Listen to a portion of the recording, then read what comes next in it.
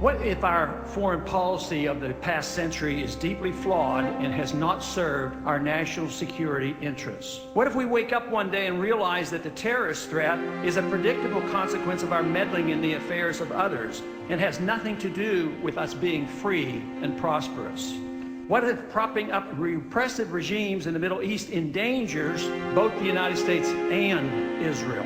What if occupying countries like Iraq and Afghanistan and bombing Pakistan is directly related to the hatred directed toward us? What if someday it dawns on us that losing over 5,000 American military personnel in the Middle East since 9/11 is not a fair trade-off for the loss of nearly 3,000 American citizens, no matter how many Iraqi, Pakistani, and Afghan people are killed or displaced? What if we finally decide that torture, even if called enhanced interrogation technique, is self-destructive and produces no useful information, and that contracting it out to a third world nation is just as evil? What if it is finally realized that war and military spending is always destructive to the economy? What if all wartime spending is paid for through the deceitful and evil process of inflating and borrowing? What if we finally see that wartime conditions always undermine personal liberty? What if conservatives who preach small government wake up and realize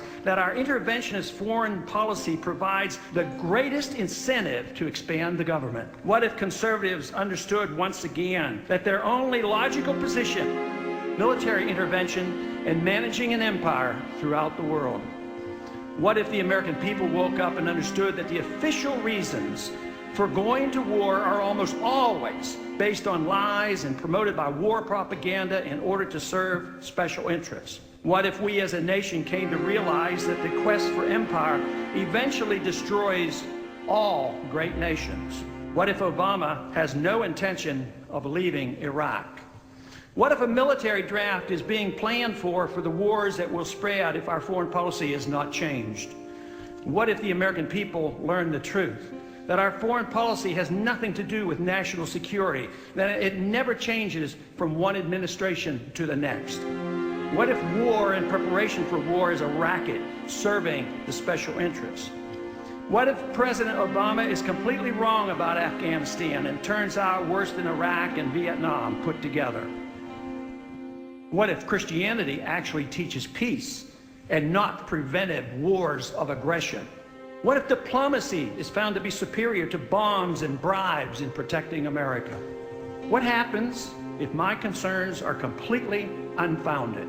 Nothing. But what happens if my concerns are justified and ignored? Nothing good.